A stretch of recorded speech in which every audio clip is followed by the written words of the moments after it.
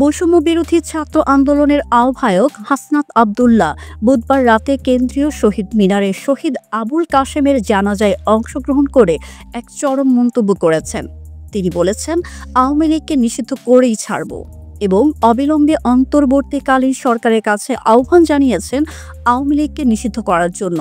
এ সময় হাসনাত বলেন, কাশেমের রক্তের দায় আমাদের, আমরা শপথ করছি আওয়ামী লীগকে নিষিদ্ধ করেই ছাড়ব। তিনি আরো বলেন, ৪০ বছর ধরে আওয়ামী লীগ মানুষের অধিকার লুণ্ঠন করেছে, গুম, খুন, হত্যা, ধর্ষণ সহ নানা অপরাধ ঘটিয়েছে। এই দলকে আর সহ্য করা যাবে না। হাসনাতের এই মন্তব্য গাজীপুরে আওয়ামী লীগ কর্মীদের হাতে আহত হয়ে ঢাকা মেডিকেল কলেজ হাসপাতালে চিকিৎসাধীন অবস্থায় মারা যাওয়া আবুল কাশেমের মৃত্যুতে ক্ষোভ ও প্রতিবাদের প্রকাশ ছিল।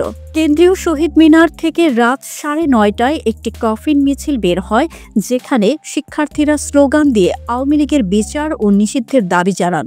আমার ভাইয়ের রক্ত বৃথা যেতে দেব না, মুজিববাদ মুর্দাবাদ এবং আওয়ামী লীগ নিষিদ্ধ করতে হবে। ৫ই আগস্ট পরবর্তী সময়ে আমাদের এই ভূখণ্ডের মধ্যে হয় আওয়ামী লীগ থাকবে, না হয় আমরা থাকবো। আমরা সাথে থাকতে পারি না। আমরা স্পষ্ট করতে চাই, এই অন্তর্বর্তীকালীন সরকারের কাছে আপনারা দ্রুততম সময়ের মধ্যে আপনার আইনগত প্রক্রিয়ায় আওয়ামী লীগকে নিষিদ্ধ করুন। যাতে করে যারা গণতন্ত্রকামী তারা ফেসিলাটি হতে চায়, যারা মুসলিম তারা যদি জালিম হতে চায়, তাহলে তারা আওয়ামী লীগের ছবিটি তাদের সামনে ভেসে ওঠে।